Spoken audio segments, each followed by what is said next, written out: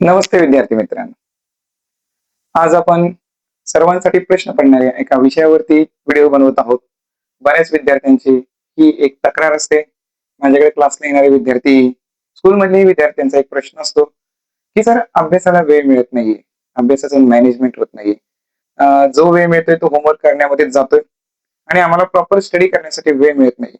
तर आज आपण येणाऱ्या बोर्डच्या एक्झामचा आणि आत्ता असणाऱ्या वेळेचा विचार करण्यासाठी आणि त्याचं एक टाइम मॅनेजमेंट करण्यासाठी आज आपण अगदी थोडक्यामध्ये अभ्यास कसा करावा, टाइम मॅनेजमेंट कसं करावं यावरती शॉर्ट्स मध्ये व्हिडिओ देणार आहे. नमस्ते, मी धनंजय कळसाईत सर, बी मेकॅनिकल.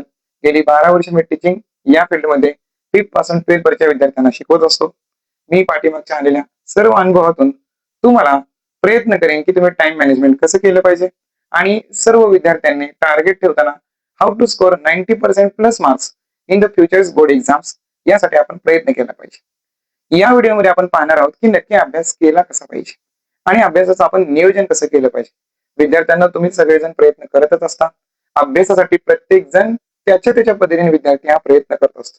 परंतु जर सध्याचं वेळापत्रक बघितलं तर अनेक विद्यार्थ्यांना शाळेत दिलेला अभ्यासक्रम करण्यामध्ये बराचसा वेळ जात असतो.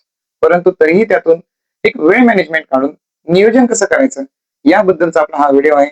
नक्कीच या व्हिडिओतून तुम्ही काही गोष्टींचं पालन केलं तर नक्कीच तुमचा स्कोर 101% तुमचा स्कोर इम्प्रूव्ह होऊ शकतो. तर चला तर आपण सुरू करूया. या व्हिडिओमध्ये काही इम्पॉर्टंट टॉपिक बद्दल आपण डिस्कशन करूया. ओके, सध्या बघा विद्यार्थ्यांचं वेळापत्रक मी बोर्डवरती सांगितलेले. प्रत्येक विद्यार्थ्यांची एक तक्रार असते. डेली शेड्यूल त्यांचं खूप बिझी असतं. बरेच विद्यार्थी स्कूल पासून काही अंतरावरून येत असतात. तर तुम्हाला माहिती आहे की जनरली 7 ते 8 तासांचा वेळ तर त्यांचा स्कूलसाठी जातो. बरेच विद्यार्थ्यांचे आजकाल ट्युशन्स आहेत, कोचिंग आहेत. त्यासाठी मिनिमम 1.5 ते 2 तासांचा वेळ जातो. लक्षात घ्या, घरून आवरून येण्यासाठी, जेवण करण्यासाठी अगदी 1.5 ते 2 तासांचा वेळ त्यांचा जातो. आणि नाही म्हणलं तरी आराम करण्यासाठी किंवा विश्रांती घेण्यासाठी, झोप घेण्यासाठी त्यांचा 8 तासांचा वेळ जातो. हे जर सगळं नियोजन बघितलं तर अगदी 22 तास तुमचे याच्यामध्ये निघून जातात. आणि उरलेला 1 ते 2 तास दिलेला स्टडी करण्यासाठी, होमवर्क जे म्हणतो आपण, जे रिटर्न म्हणतो आपण, असाइनमेंट, स्वाध्याय या गोष्टी करण्यासाठी जातो. मग मॅनेजमेंट करायचं कसं? प्रत्येकाची तक्रार असते की सर या तर गोष्टी कराव्याच लागतात. स्कूलमधील बेसिक राईटअप तर करावंच लागेल. मग आपण रिडिंग कधी करणार आहे? हो, त्यावरतीच आपण आज बोलणार आहोत की आपण टाइम मॅनेजमेंट कसा करायचा, अभ्यासाची पद्धत कशी असावी याबद्दल आपण बोलूया. याच्यावरती सोल्युशन काय? So let's check about the solution. याच्यावरती अचूक उपाय काय? काय केलं पाहिजे? तर सगळ्यात पहिल्यांदा तुम्ही तुमचा विचार बदलला पाहिजे. तुम्ही म्हणाल सर काय विचार बदलला पाहिजे? तर स्वतःबद्दल पॉझिटिव्ह माइंडसेट ठेवला पाहिजे. बऱ्याच विद्यार्थ्यांना काही निगेटिव्ह कमेंट्स ऐकत असतात. अभ्यास करून कोणाचं चांगलं झालं आहे? काय होणार आहे अभ्यास करून? कशासाठी एवढा उठाठेव करायचा? आपण काय फरक पडतो अभ्यास न केल्याने? आजकाल तुम्ही बघताय काही ठिकाणी शॉर्टकट्स ऑप्शन अवलंबले जातात. काही मुलं अगदी कॉपी करून चांगले मार्क्स पाडतात. त्यामुळे अगदी प्रामाणिकपणे कष्ट करणाऱ्या मुलाच्या मनामध्ये अगदी निगेटिव्ह थिंकिंग तयार होते की का मीच का अभ्यास करायचा, मीच का कष्ट करायचे. तर विद्यार्थ्यांनो, सगळ्यात महत्वाचं लक्षात घ्या, प्रयत्न करणं सोडू नका. ज्यांनी प्रयत्न केलाय त्यांना भविष्यामध्ये चांगले दिवस आले. ज्यांनी स्ट्रगल केलाय त्यांना भविष्यामध्ये आउटपुट चांगले निघालेले. हे जे आहे ते स्पर्धेचं युग आहे. आणि सगळ्यात महत्वाचं एक वाक्य लक्षात ठेवा, तुमचं नॉलेज कधीच वाया जाणार नाही. त्यामुळे अभ्यास हा केलाच पाहिजे. तुम्ही म्हणणार की सर या पुस्तकी नॉलेजचा भविष्यात काय उपयोग? लक्षात घ्या, प्रत्येक गोष्टीचा प्रत्येक ठिकाणी उपयोग हा होत असतो. आता सायन्सचे टॉपिक बघा. तुम्हाला माहिती आहे की सायन्सचा एकही टॉपिक असा नाही की ज्याचा व्यवहारामध्ये उपयोग नाही. आणि मॅथ्सचा अनेक फ्युचरमध्ये अनेक एक्झामसाठी तुम्हाला मॅथ्सचा उपयोग होतो. अंकगणित म्हणून उपयोग होतो. इतिहासाबद्दल माहिती असल्याने तुम्ही स्पर्धा परीक्षेमध्ये अनेक ऑप्शन्स ट्राय करू शकता.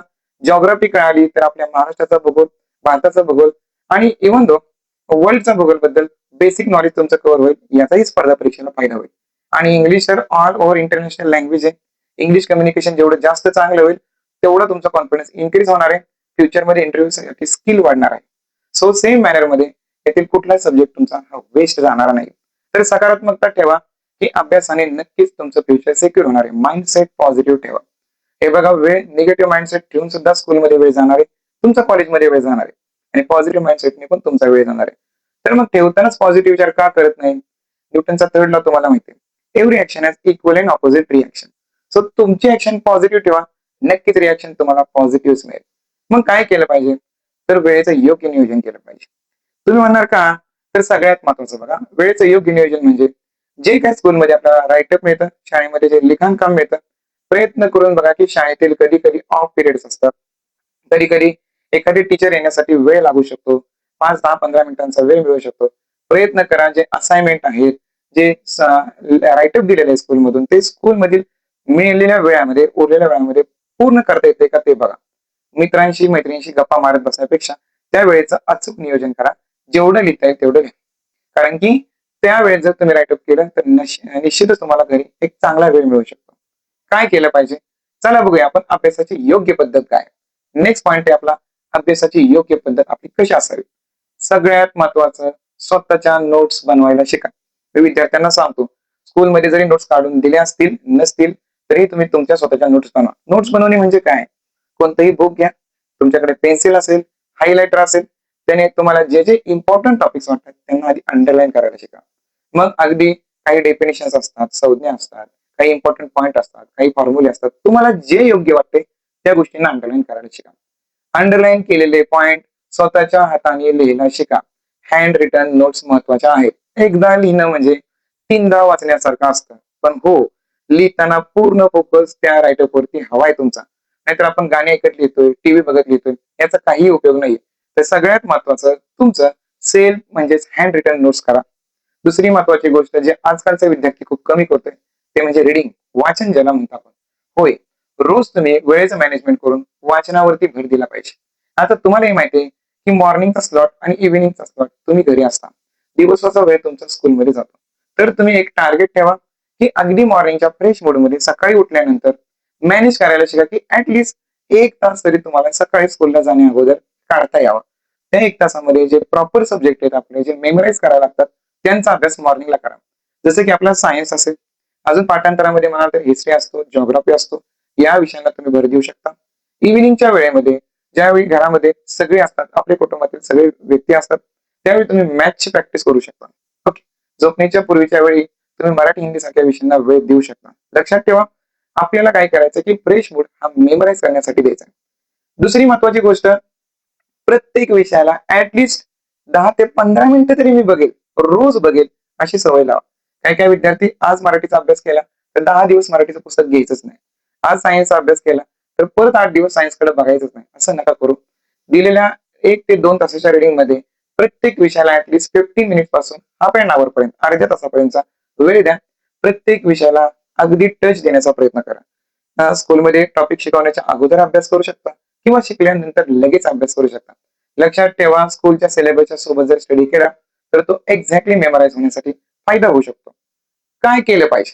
सगळ्यात महत्वाचं तर बोर्डची एक्झाम देणारे 10th चे बॉईज असतील, गर्ल्स असतील किंवा 12th चे असतील, सगळ्यात महत्वाचं थोडं रिलॅक्सपणा घ्या. सगळ्यात बेस्ट डे कुठला असेल तर तो सॅटर्डे असतो बघा. बऱ्याच जणांचं स्कूल हे लवकर सुटत असतं आणि सॅटर्डेला तुम्ही आल्यानंतर अगदी आठवड्याचा ताण काढण्यासाठी पुरेशी विश्रांती घ्या. झोप तुम्ही खूप चांगल्या प्रकारची घेऊ शकता सॅटर्डेला. आराम करा, आराम करा, रिलॅक्स व्हा. याच्यामध्ये मोबाईलचा अतिवापर शक्यतो टाळा. मोबाईलने तुमचा स्ट्रेस वाढू शकतो. तर रिलॅक्स राहा, घरच्यांशी गप्पा मारा. शनिवारचा रिलॅक्सपणा आरामात गेल्यानंतर रविवारचा फुल डे हा इफिशियंट झाला पाहिजे. रविवारी तुमची कॅपॅसिटी ही कमीत कमी 7 ते 8 तास अभ्यासाची असली पाहिजे. जर तुम्ही अशा प्रकारचं मॅनेजमेंट केलं, टाइम दिला, तर निश्चित तुम्ही 90 काही 95% प्लस मार्क्स तुम्ही आणू शकता. तर काय केलं पाहिजे? नेक्स्ट पॉईंट आहे बघा, सगळ्यात पहिल्यांदा तुमचा अभ्यासक्रम बघा आणि त्याची उजळणी करा. सिलेबस तर माहित पाहिजे.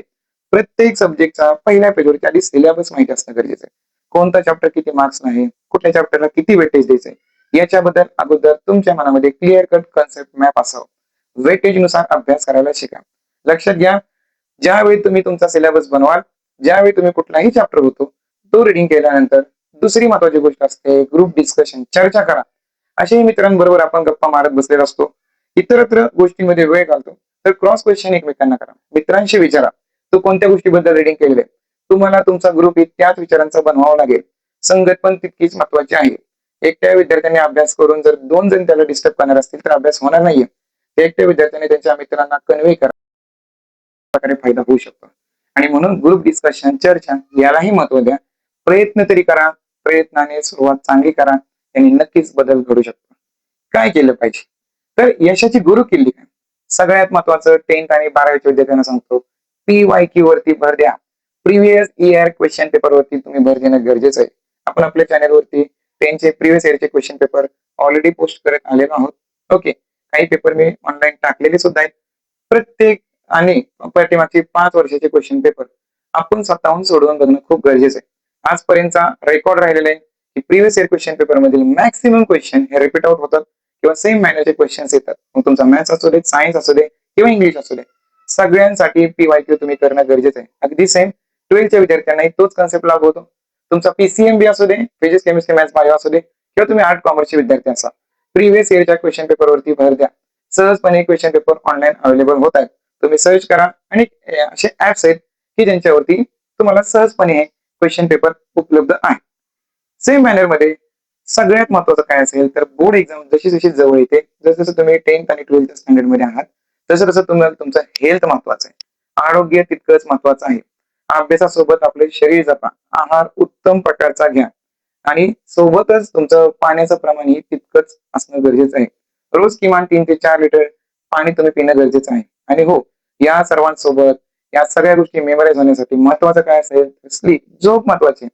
आपली झोप किमान 7 तासाची असावी यासाठी प्रयत्न करा. जेव्हा एक्झाम जवळ येईल त्यावेळी तुम्ही वेळेचं कॉम्प्रोमायझेशन इकडे तिकडे केले तरी चालेल. आणि जेवढं लवकर तुम्ही मॅनेजमेंट करा, भले एक दिवस तुमचं टाइम टेबल ब्रेक होऊ दे, चुकू दे, दुसऱ्या दिवशी प्रयत्न करा, परत सुरुवात करा, पण सुरुवात करा. लक्षात घ्या, तुम्ही तुमचा आहार, तुमचं आरोग्य, तुमची विश्रांती आणि तुमचा अभ्यास याचं जर प्रॉपर मॅनेजमेंट केलं तर तुम्हाला सक्सेसफुल होण्यापासून कोणीही रोखू शकत नाही.